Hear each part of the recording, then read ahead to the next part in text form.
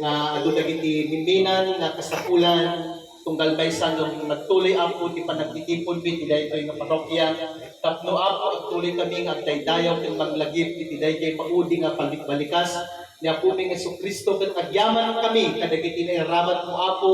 nga nangted ti panaka-inspirar tunggal baysa kada kami dagiti kapadasan naman ken dagiti kapaliwan naman apo ti pagilyan ken kaglawlaw nga paggargarawan natin customer nagtuloy ka nga bendisyonan ida ken aramadon kay kinalawlawa nga panakaaramat ibiyag dagitoy nga kabsat. Customer nga iti nga kanito ket makipaset kami ti panagyaman iti panagkasangay lumanang Diyoan agatpatan iti panangisabot mo ken kuana apo ti baro nga biyan